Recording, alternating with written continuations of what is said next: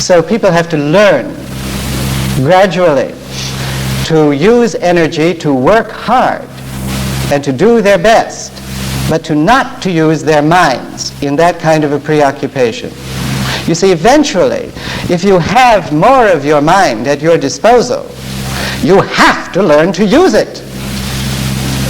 You can't, you absolutely must. You must demonstrate that you can use knowing, that you can use a mind, that you can lend it to appropriately balanced forces, that you are in charge of lending it to those higher forces. You can't use your mind if you're going to sit and worry and fret about everything, or if you are overcome with that. Eventually, control of your mind, you earn control of your mind. And as you earn it piece by piece, you have to use it correctly. Because it's what you have been entrusted with. It is your tie to God. God doesn't sit around and worry.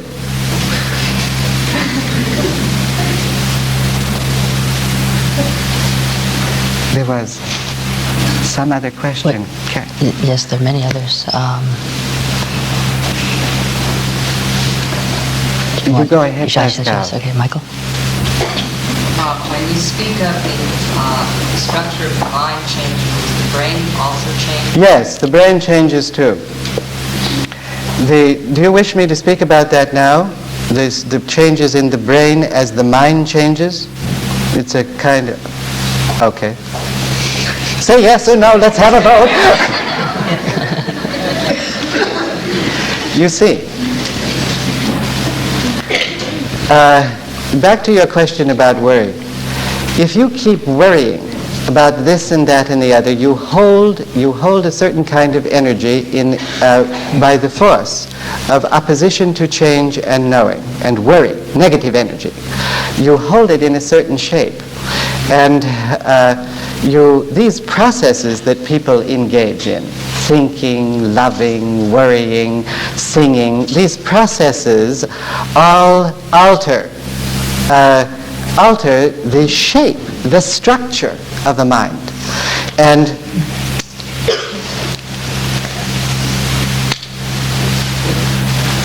on Monday night, I'm going to speak more of the structure of the mind. And because it becomes terribly important. It becomes increasingly important for people who follow a spiritual path. Because you see what I've been talking about, these sanskaras and the release of these sanskaras, and then how they release nets that have been purified in the past, that's all the mind. That is the structure of the mind. And I have spoken sometimes in the past about the necessity of doing what you know to be correct. Doing it. Unless you do it, you don't know it. Unless you do it, you don't know it. So that I'm going to show you a little example. Unless you actually do, that is walk, move, act according to what you know to be correct, you will not release the sanskaras which are embedded in your leg, in your knee, in your thigh, in your torso, in your arm, and unless they are released there, they cannot be released in your brain. You must do it first. You must do what you know to be best first. Then when you do it, the sanskaric threads then may be released from their higher penetrations in the physical flesh of the head and brain. Your brain is altered by your actions. And your brain has been formed. Its tissue has been formed by the pattern of sanskaric threads in which the physical tissue is embedded. When you have used them up, by putting into practice your highest knowing, then the threads are released in your brain. They're released. They come trailing out. They come out this way and out that way and out the other way. And this iconic, and in fact, the release of such threads in the brain forms the iconography of much of Asiatic art. You know, you see beams coming from somebody's head. Know what those beams are? Those beams are the release of patterned Sanskaric threads, which come from doing it right. First they are released in beams, then they come out and modify, and whole layers of tissue are modified in the brain. When that happens, it does not measurably affect the density of the brain.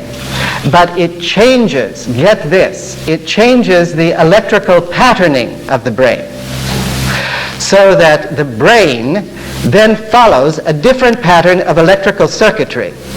And when it follows that different pattern of electrical circuitry, it can hold and bring to this plane broader ideas and principles. There's no way you will understand, really, broader ideas and principles until you change your brains. Your brains have to be changed. And one of the things that makes a spiritual path so difficult is that people must act in ways that will permit their brains to be changed. And so people say, I don't understand that. There's no way I could understand that. You know, you're wrong. They're wrong, I'm right. They're speaking, I don't care how many PhDs they have, or A+s they have on report cards.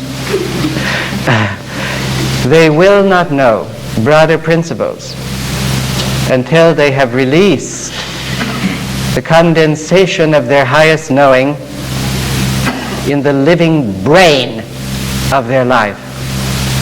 And when that happens, the consciousness, of course, changes, and it changes with modification in brain structure. Now, there are different people, there are different kinds of subtle anatomies which articulate differently with brain tissue. So that there are some people whose knowing will come by an increased refinement of ideation and conceptualization. There are others whose brains will change. They can hold now a broader principle, a broader idea, a broader radiance of God. But it does not result in better talking about it. It results in what is more important than talking. It results in better living about it. And so there are different patterns, and in different lives one has different patterns, because sometimes you must have a life in which you can talk about it, but only talk about it after you've done it. Not talk about it as a substitute for doing it or as an argument against doing it. There isn't a spiritual principle that is or ever has been in commerce among men that was considered efficient or that was considered by the intelligentsia of that day as advanced. Okay, so the brain does change. The electrical patterning of the brain changes, and so do the endocrine glands, and there is a whole system of related changes. With each step of spiritual knowing, the physical body has to change. The brain has to change, the muscle structure has to change, the chemical processes which govern electrical balancing in the neurons have to change, and you know, there is no way of of learning more, being open to more, knowing or radiance of God, and not having modifications in the physical body. They occur and must. Okay, does that help, Michael, about the brain? Yes. You've been talking about the winders and the unwinders, and I don't understand if we wind and unwind simultaneously. Are we one spool of thread that winds out, that unwinds, or are we several spools and some wind and some unwind? The question was whether the processes that we've been talking about, winding and unwinding, follow one another, that first there's all the winding and then the unwinding begins, or whether there are parts of ourselves which are winding while other parts are unwinding. Okay, let me begin this discussion with the sacredness of spiders. All spiritual leaders have spoken of the sacredness of spiders. And one of the reasons that spiders are sacred is that they materialize on this plane in a certain kind of form. A process of spinning, of making a home from their spinning, which is a divine process which each human being has participated in. He has participated in that process at a stage of his own development, and he continues that process, even as a human being, spinning out his home. He spins his own mind. He spins the structure which holds his experience. And he has done that and he recaptures that ability as a human being during the early phases, the first half of his sojourn as a human being on this planet. He spins to hold the experience in sanskaric threads. His spinning has occurred before, but when he has done that, he has made a home. He has built with his experience, he has built lifetime after lifetime a different home, a different mind, a different pattern of experience. And when he begins to unwind, he unwinds because the fullness of his experience changes the nuclear basis of his mind. And it changes the nuclear basis of energy transformation at each layer of his mind, which Meher Baba called the planes of consciousness. And and that nuclear basis now sends the currents of life in a different direction. Instead of extending outward, the currents of life now go back to the central pole. As they go back to the central pole, they are unwound and they go up the pole. And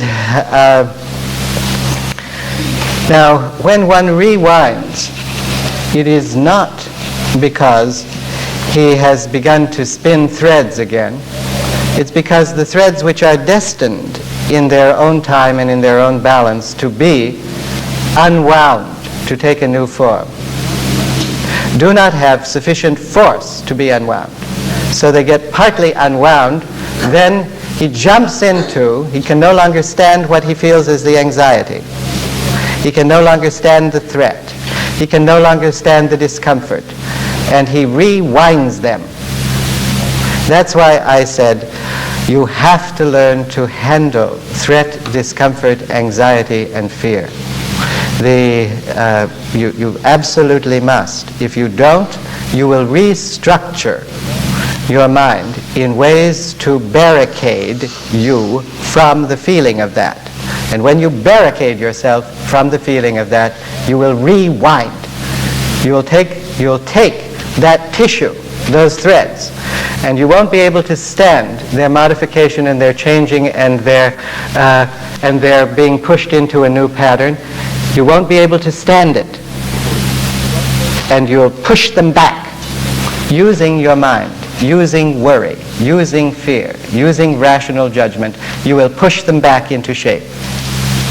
You will rewind them.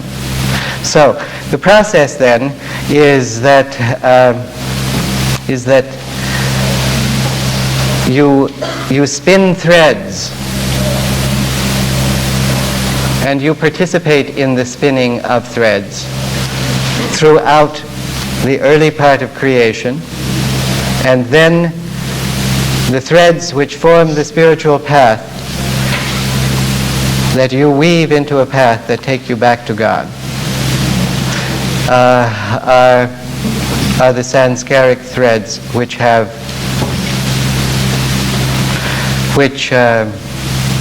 you have previously produced, but you do not produce any more as you unwind. You simply use the medium that you have already spun. Is that clear? Yes, Paula. Would you say something about this existential sense of being, not being at home in the world, the notion of the absurdity of life, which I'm sure many people of my age went through, or maybe still have residual feelings of? Existentialism is an ancient... Oh, I guess we should let Pascal repeat Paula's question. The question was whether Dr. Mackie would say something about the feeling of absurdity and of not being at home in the world, which was most recently turned into a philosophical system by the existentialists. The absurdity of the world is in most existential systems not only linked with absurdity, it is linked to a recognition of the dissatisfaction and the nihilism and the necessity of living in a vacuum. Most contemporary existential philosophers accept the fact that one must come to terms with the meaninglessness of life, that one must somehow come to terms with living in a vacuum. And having come to terms with that, must then find some satisfactions and pattern which they do not offer. Existential approaches do not offer a resolution to the problem. They offer a recognition of its psychological and philosophical base. They are very ancient systems. In Atlantis, there were waves after waves after waves of existential philosophers. Just as, in classical Greece, there was a kind of collection of all philosophical points of view, there's a collection now of the same points of view. There were collections of those points of view at various stages millions of years ago in Atlantis. They are not new. They recognize collectively stages of personal growth. The existential stage is a stage that all people go through, and they don't go through it in just one life. They have an opportunity to go through it in many lives. and it is a stage of personal learning that I described earlier in slightly different terms.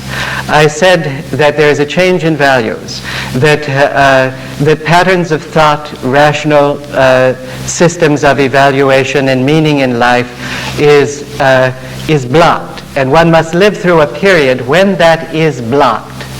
One must live through a period when he is uncertain, when he cannot put his hand on the pulse of meaningful life in any form, when he must deal with the absurdity of it, with the possible nihilism of it, with its vacuity. That is a stage. And in every civilization, it is given a philosophical position, and collectively. But it is a stage that people go through in many lives. In some lives, they become experts in that stage, and their contribution is to never grow beyond it. And the philosophers who raise it as a high cognitive and intellectual form at any period are ones who are very fully examining that stage of life. And their whole life is focused on an amplification, a magnification of that stage, and they become big experts in it. And they say there is no more, and they puzzle because there is no answer, and they offer ways of living a life when there are no answers. They do this. Many of you have done it. You've been big existential philosophers. And what happens with you is that once you have mastered that magnification and amplification, then you earn the right to go on. And when you go on, you may revisit that stage briefly or for a period of realignment in many succeeding lives. Is that helpful, Paula? I think we have time for maybe one or two more questions. Ty? Can you comment on the qualitative difference in unwinding the deeper, old, natural samskaras that you pick up during evolution versus unwinding the other type that comes during the reincarnation process? Well, yes, Tig, I would be happy to respond to that, but first we should let Pascal rephrase the question for people who didn't hear it. Okay, the question was whether he would comment on the qualitative difference between the process of unwinding the much deeper kinds of sanskaras that Meher Baba calls the natural sanskaras that are accumulated during the evolutionary stage phase, as opposed to unwinding the more recent sanskaras that are accumulated during human form.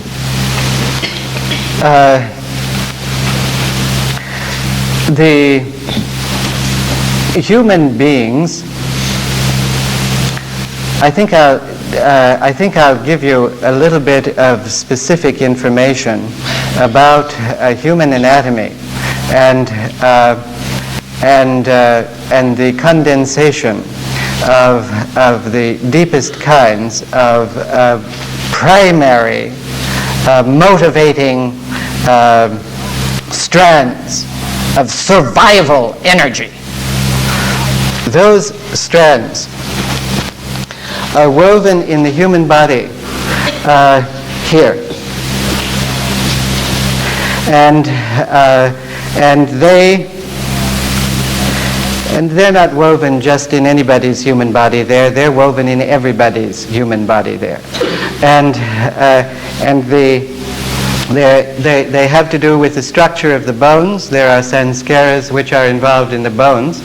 There are sanskaras which interpenetrate the muscle and connective tissue, and others which interpenetrate the fatty tissue. I'm saying this because you cannot judge how much survivalistic deep sanskaras are lodged in someone's physical anatomy by its apparent shape. So stay away from that one. Look at those hips.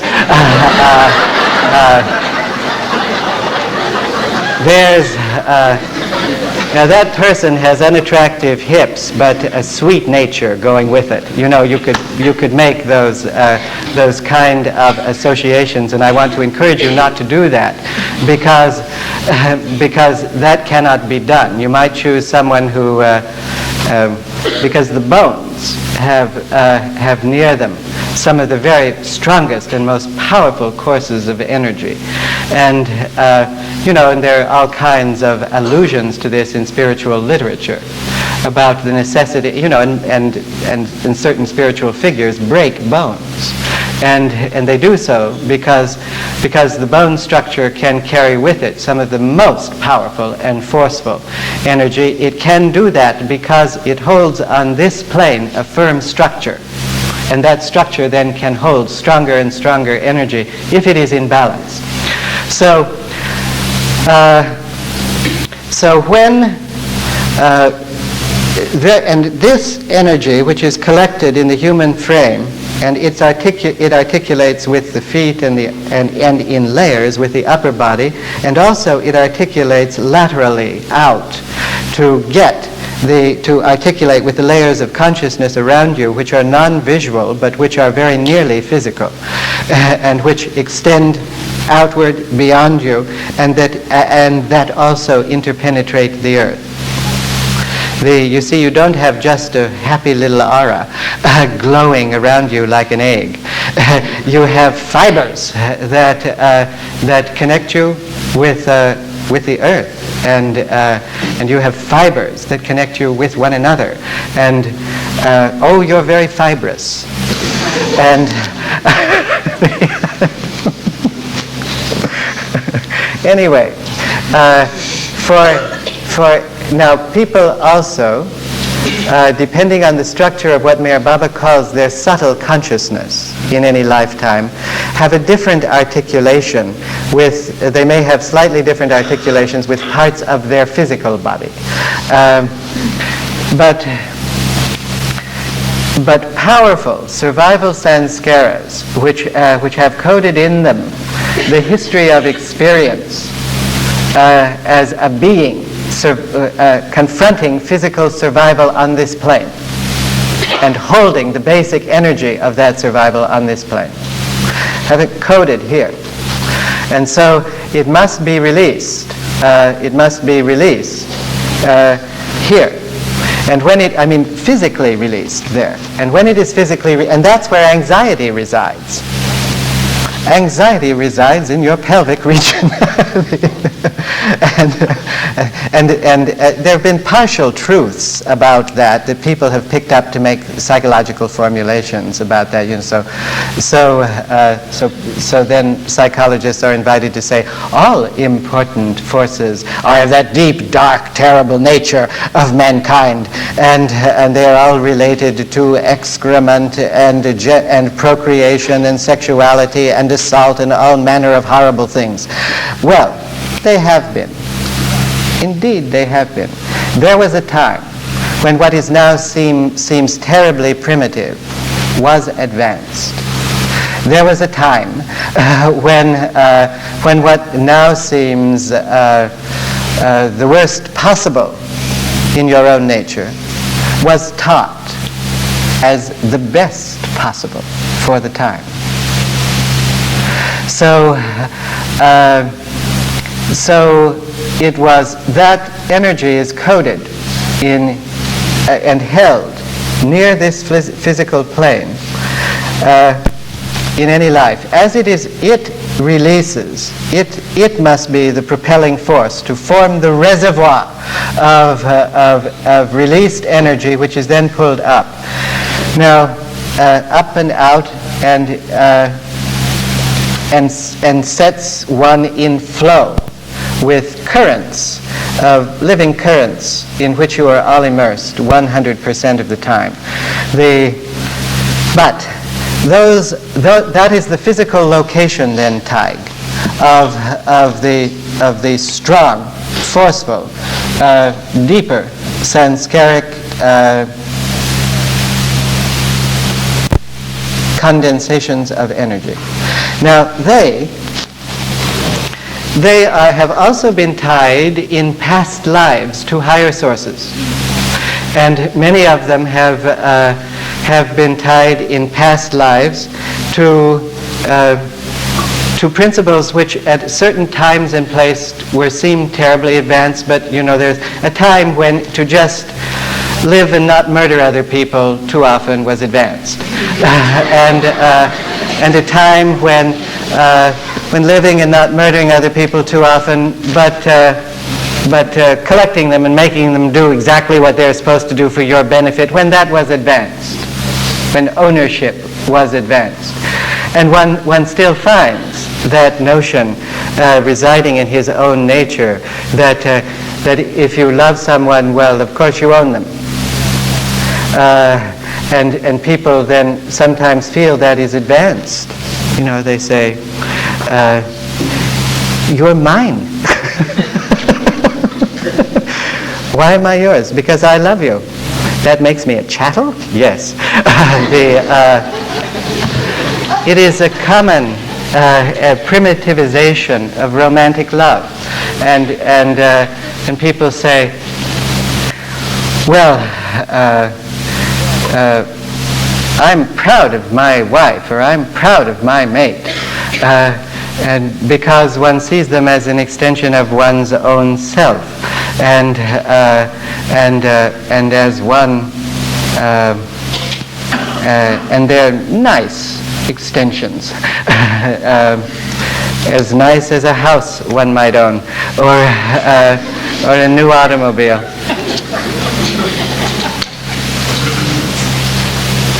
Anyway, proprietorship as a part of love might have been advanced at one time, and people were taught, love, because then you own. Love, then it's yours. That was at a time advanced. It is no longer advanced. So there may be ties, sanskaric experience in the same threads which are tied there.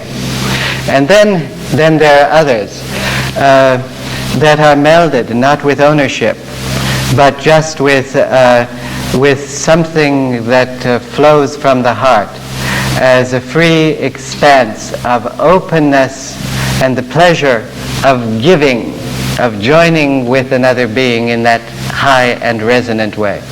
So there may be sanskaras, same sanskaric threads tied there, but they might be weaker, and the bottom one's stronger. And there's always this tension between levels of love, levels of action, levels of behavior, levels of feeling, and levels of integration. And the idea is not to get rid of the lower levels, because you'll come back in the next life with another set, and then in the next life with another set, and then in the next life with another set, because they power your life. It is to process them. It is to use that energy and pull it up and use it for still higher knowing. You see, at the time when men might have been encouraged to love because then they could own, that now seems primitive. Then it seemed advanced. They never dreamed that there would be a higher knowing. Just as there is higher knowing now awaiting you, that you have only dreamed of. And that higher knowing that awaits you, that you have only dreamed of, is not yours. It's God's. And so you must give the lower knowing to Him. And then you give it in your actions, and you give it in the pattern of your life. You give your life. And what do you get? The pleasure of higher knowing, and then still higher. So the technical question and the physiological question here at issue, Tig, is that, yes, there are strands of past experience interpenetrating different levels of your body, and you can often release and empower the more fragile higher love of past lives by what you have learned to do, and by using that deep and survival and resonant and low vibration experience of life, pulling it up and transferring it, and in that process of living thought and spiritualization and divination, then that energy becomes the powerful energy of greater knowing and greater purpose and greater understanding in life. It will change your brain. All lodged then in parts of your anatomy. It's 12 now. Oh. Shall we break for lunch? We should break for lunch. And when do we reconvene? We will reconvene at 2:20, which is an hour and a half from now. Jim, now that we've all had lunch, might this be an appropriate time for you to talk about the nutrition, the role of nutrition in spiritual development? Ah, yes.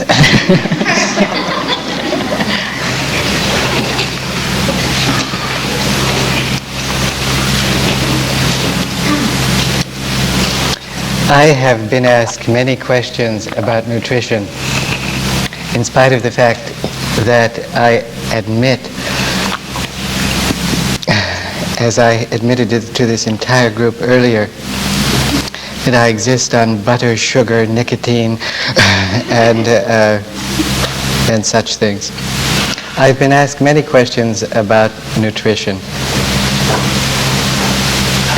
I suppose initiated in part by a random comment I made on an earlier visit when I suggested something good about sugar.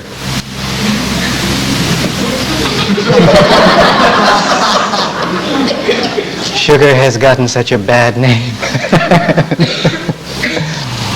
And I had suggested that in fact, for eons, masters had graced their blessing with the prasad of sugar, some kind of sweetmeat. And I had suggested that the reason for that probably had something to do with a broader and perhaps more subtle and enduringly important quality of sugar, which may not reduce itself to an economic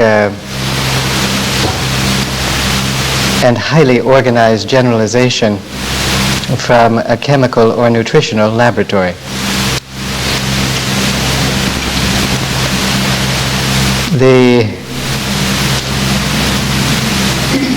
In recent years, I have seen a great many people espousing one kind of diet or another kind of diet, and speaking about vegetarianism and heavy protein diets and all kinds of trends.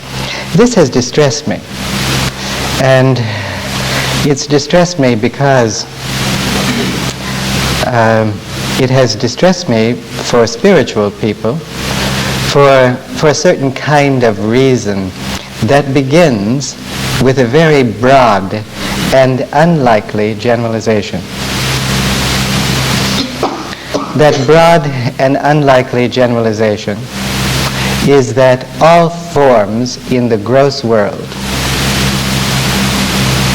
are fragments, designs, materialized versions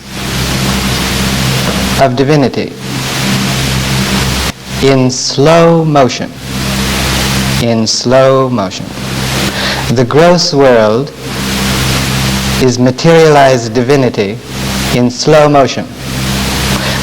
That's what makes it seem real. It's in very slow motion, so that as we look at it from the outside in, it looks to us to be substantial. It looks to us to be real. It looks to us to be three-dimensional. Because indeed, our perceptual systems are themselves three-dimensional.